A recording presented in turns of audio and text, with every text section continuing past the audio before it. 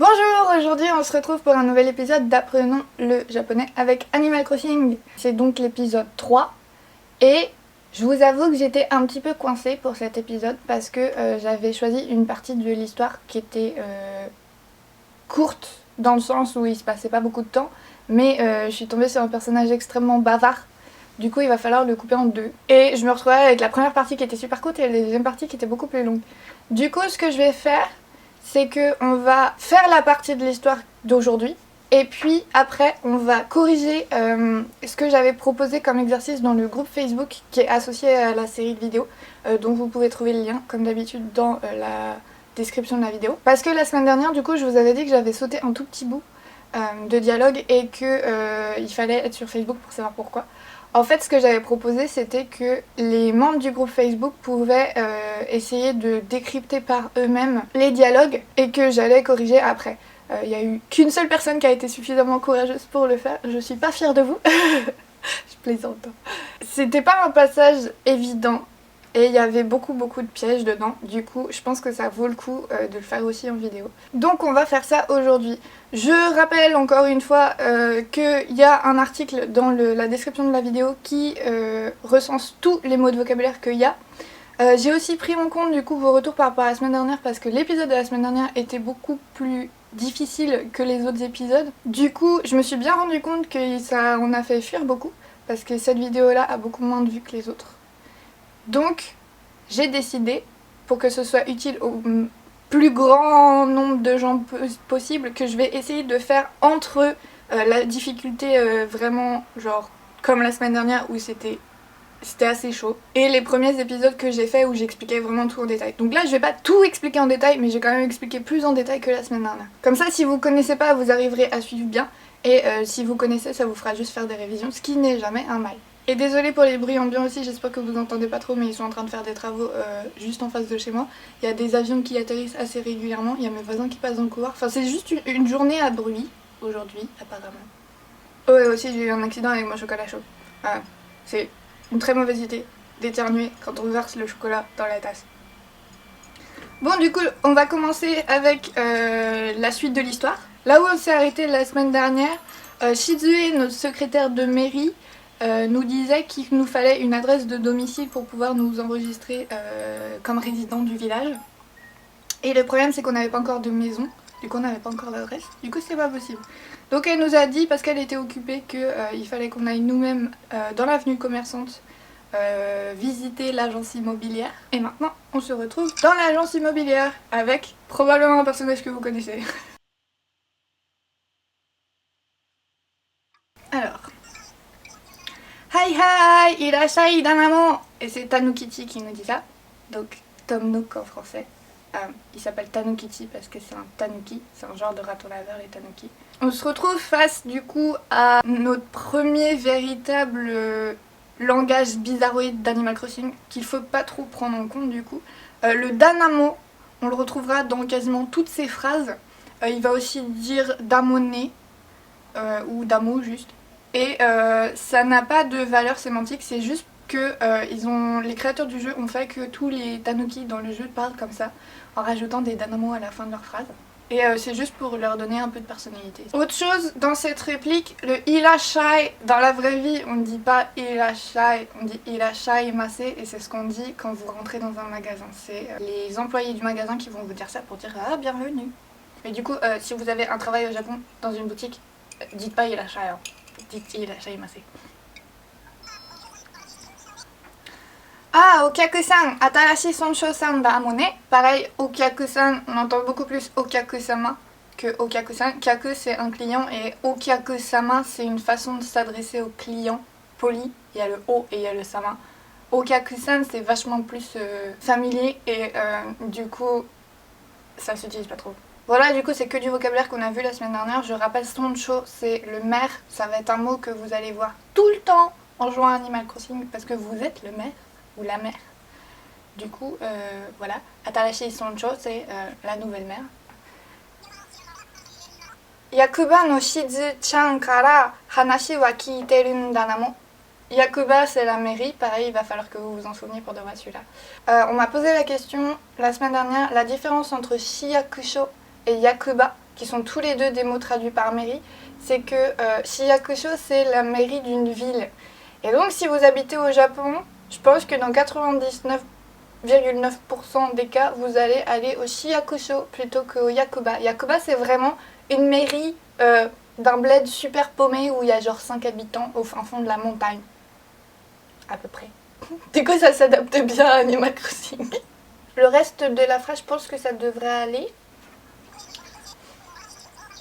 Shotengai o daihyo shite boku mo atarashi sonsho-san o kangai suru damo. Shotengai, je rappelle, pareil, c'est l'avenue commerçante ou la rue commerçante. Daihyo, c'est le représentant, ou le fait. Daihyo suru, c'est le fait de représenter quelque chose. Donc il est en train de dire que c'est lui le représentant, ou en tant que représentant de la rue commerçante. Atarashi sonsho-san o kangai suru damo. Kangai suru, c'est accueillir. On peut aussi le traduire par souhaiter la bienvenue. Du coup, la phrase en entier, ça fait « En tant que représentant de la rue commerçante, je te souhaite la bienvenue. » Sorede, Julia-san, Ouchi o tateru gosodan ni kite kureta n da mo ne. Tateru, ça veut dire construire. Donc, construire ta maison. Gosodan, sodan, c'est la discussion, la consultation, le fait de consulter quelqu'un. Par exemple, si jamais vous allez voir vos profs à la fin du cours pour poser des questions, ça s'appelle sodan. Du coup, dans le cadre d'une agence immobilière, je pense que consulter, ce serait plus correct comme mot. Kite kureta, c'est encore une fois la forme tekureru qu'on a vu plusieurs fois du coup et qu'il faut que vous maîtrisiez. C'est tekurete, c'est faire quelque chose pour moi. Et donc quand vous l'utilisez, ce sera pour vous. C'est spécifique à quand le sujet de la phrase, c'est moi. Du coup, ici, le sujet de la phrase de Tom Nook, c'est lui-même. Parce qu'il utilise tekureru. Et donc, on est venu pour lui, pour lui demander des conseils sur la construction de notre maison. Dozo, dozo, doko demo suki na toko ni tatechau nda mo. Doko demo, c'est partout, peu importe où. Suki na toko ni toko, en fait c'est le mot tokoro. C'est juste que souvent à l'oral on zappe le do. Et du coup ça devient toko. Suki na tokoro ni, ou suki na toko ni, l'endroit que tu aimes, tatechau nda mo. Teshimaru, on l'a déjà vu plusieurs fois, à chaque fois en fait on voit une utilisation différente. Là ça porte le sens de faire quelque chose jusqu'à la fin, faire quelque chose complètement. Donc c'est logique que ce soit utilisé dans ce cas-là. Heureusement qu'il construit notre maison en entier. De, mura no dono atari ni tatetai ka daitai no imeji wa aru damo. Le de au début de la phrase, ça sert souvent à poursuivre une autre phrase. C'est plus un tic de langage, comme personnellement je dis du coup tout le temps, ou d'ailleurs ce genre de choses-là. Mura no dono atari, atari c'est les environs, le voisinage. Ni tatetai, tai la forme je veux faire quelque chose. Daitai à peu près. No imeji wa aru damo. Est-ce que tu as à peu près une idée du voisinage dans lequel tu veux construire ta maison? Et les réponses, il y a Bachiri et Mada. Mada c'est pas encore. Bachiri, ça se traduirait par parfaitement ou par tout à fait. Soria hanashi ga hayai nda mo. Ja, doko ni suru ka oshiete hoshii. Hanashi ga hayai, c'est bon bah la discussion elle a été rapide. Ja, doko ni suru ka, où est-ce que c'est? Oshiete hoshii. Te hoshii, ça veut dire vouloir. Mais c'est différent de la forme en taille qu'on a vu juste avant. Parce que la forme en taille, elle est utilisée quand ce que vous voulez n'implique que vous. Donc par exemple, tabetai, c'est j'ai envie de manger et c'est moi qui ai envie de manger. Mais te-hoshi, c'est quand ça implique quelqu'un d'autre. Donc le cas présent oshi et te-hoshi, c'est je veux que toi, tu m'enseignes ce que tu sais. Ça marcherait pas d'ailleurs avec oshietai parce que du coup ça changerait complètement le sens parce que oshietai c'est je veux enseigner. Oshiete hoshi c'est je veux que quelqu'un m'enseigne. Ouh, je viens de me rendre compte, désolée pour la souris sur l'écran du bas. Julia-san ni tsuiteku kara ima kara tatetai basho made aruite tte annai shite hoshii da namo tsuitekuru. c'est le verbe suivre. Et le ru, il a été sauté parce que c'est encore de l'oral et que c'est la façon de parler de Tom Nook. Tsuiteku kara, tsuitekuru kara. Ima kara tatetai basho made, ima kara à partir de maintenant. Tatetai basho made jusqu'à l'endroit où tu veux construire, entre parenthèses, ta maison. Aruite te. Le T, c'est parce qu'on a sauté le I. Normalement, c'est aruite ite. Anai shite hoshii damo. Anai, c'est la direction, le fait de guider. Et donc, il nous demande marchons jusqu'à l'endroit où tu veux construire ta maison et guide-moi jusque là-bas. Ça fait un peu des répétitions du coup quand on traduit en français. Et du coup, je vais m'arrêter là pour cette partie de l'histoire parce que après, une fois que j'ai décidé de l'endroit où j'allais mettre ma maison, Tom Nook il a décidé d'être une méga pipelette. Donc on fera cette partie-là la semaine prochaine. Vous découvrirez où j'ai mis ma maison la semaine prochaine. Maintenant, la deuxième partie du cours, du coup, c'est sur la correction de l'exercice de la semaine dernière. Si jamais vous voulez participer à l'avenir à un exercice comme ça, demandez à rejoindre le groupe. L'avantage de Facebook, c'est que vous avez des notifications quand les autres répondent à vos commentaires. Du coup, vous savez quand vous êtes corrigé. Il n'y a pas que moi qui corrige les erreurs des gens. Il y a une communauté assez active et... encore une fois, je suis fière de vous, je suis super contente de comment ça se passe le groupe Facebook. Donc, pour resituer un peu le contexte, en fait, le passage, je l'avais coupé quand j'étais arrivée, que j'étais devant la gare avec les villageois qui m'avaient accueillie. Et Shizue, la secrétaire, m'avait dit de la suivre jusqu'à la mairie. Sauf que j'avais décidé de taper la discute aux villageois avant d'y aller directement. Et donc, ce sont ces dialogues-là qu'on va voir aujourd'hui. Alors, d'abord, on a Linda, qui est une grenouille violette super moche. Anata ga atarashi sonsho-san ne, yokoso Komorebimura e kite kurete ureshii wa. Je pense pas qu'il y ait d'énormes difficultés là. Ça donne un truc du genre tu es la nouvelle mère, n'est-ce pas? Bienvenue au village Komorebi. Je suis heureuse que tu sois venue. Wa, c'est une particule de fin qui ressemble à yo et qui est utilisée par les femmes, mais c'est une question que je me posais en fait quand je suis arrivée ici. Wa, c'est pas utilisé par les femmes en dessous de 30 ans, d'après ce que mes copines m'ont dit. Genre, mes copines qui ont toute la vingtaine, elles utiliseraient jamais wa, ou alors elles utiliseraient wa quand elles font des blagues. Peut-être que c'est juste spécifique à leurs cercles sociaux, mais d'après ce que j'ai compris, ça se fait pas trop d'utiliser wa quand on a 20 ans. Aussi, faute de prononciation que j'entends des fois, oubliez pas que la particule est pour dire la direction, elle ne se prononce pas he malgré le fait que le kana ce soit le kana de he. Elle se prononce e. Minna, anata ga kiru no o kubi o nagaku shite mateta no yo, baby. Là aussi, c'est une façon de parler d'Animal Crossing. Tous les villageois ont un mot qu'ils vont répéter de temps en temps, qui sera spécifique à ce villageois. Et d'ailleurs, si vous discutez suffisamment avec eux, vous pouvez changer ce mot-là, cette expression figée. Donc le baby, qui n'a rien à voir avec le reste de la phrase, c'est ce mot-là pour cette villageoise-là. Sinon, pour le reste de la phrase, du coup, kubi o nagaku shite, c'est une expression figée et ça veut dire attendre avec impatience. Donc tout le monde était en train d'attendre ta venue avec impatience.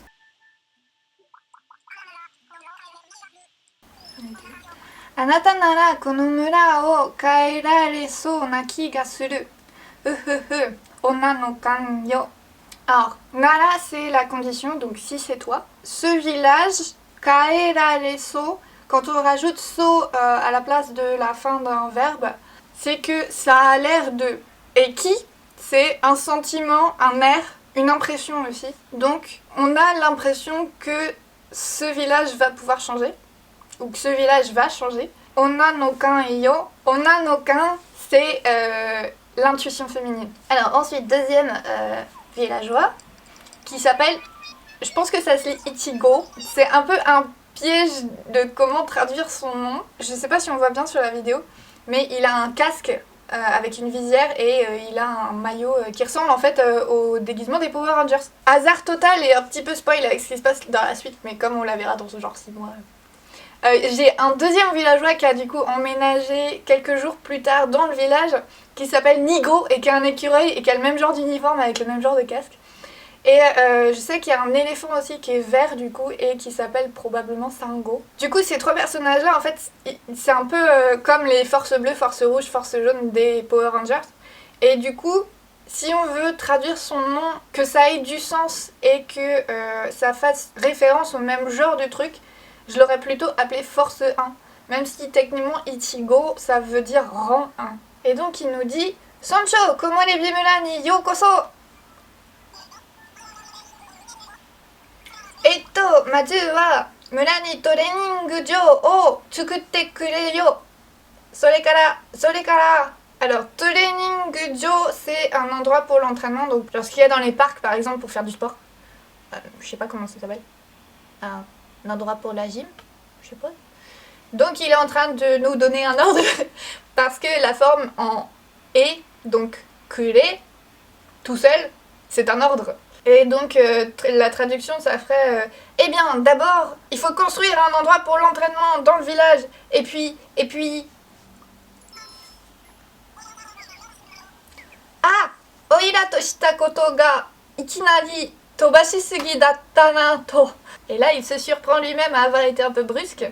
Oira c'est une autre façon encore de dire je, c'est de l'argot. Toshita koto ga ça sert à exprimer la surprise un peu négative. Du genre, qui aurait cru que. Ikinari, c'est soudainement. Et tobasu, ça porte un sens qui est un peu similaire à sortir en français, mais dans le sens de dire quelque chose. Genre, ah ouais, il m'a sorti que la prof, elle avait dit ça. Du coup, une traduction littérale pourrait être ah, qui aurait cru que je sortirais ce que je viens de dire, entre parenthèses, aussi soudainement. Mazu wa yoji o sumasete kuru to ii zo. Sono ato yukuri katarou na.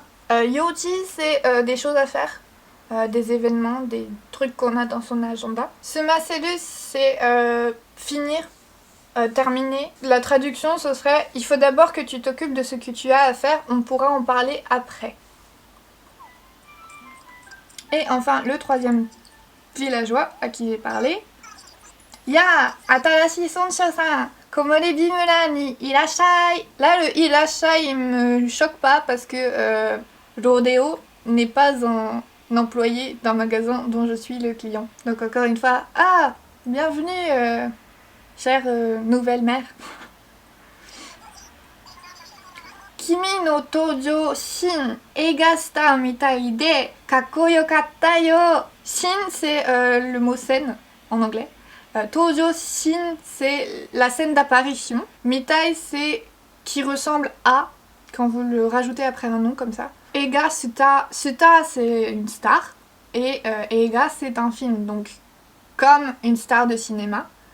Ta scène d'apparition était comme une star de cinéma. Kakko Yokata, c'est la forme passée de Kakkoi. Ça ne se dit pas Kakkoi Katta, on dit Kakko Yokata. Donc, ta scène d'apparition, elle était comme celle d'une star de cinéma et c'était trop cool. Hayaku otomodachi ni naritai kara Sancho-san janakute onamae de yobasete ne. Hayaku otomodachi ni naritai kara, je veux devenir ton ami rapidement. Mais il faut prendre en compte qu'il nous parle relativement poliment là, parce qu'il y a un O devant tomodachi. Sancho-san janakute onamae de yobasete ne. Plutôt que de t'appeler Sancho-san ou Madame la Mère, est-ce que je peux t'appeler par ton nom? Parce que je pense que le yobasete, ça doit être la forme raccourcie de yobasete mo i, qui est une façon de demander l'autorisation pour faire quelque chose.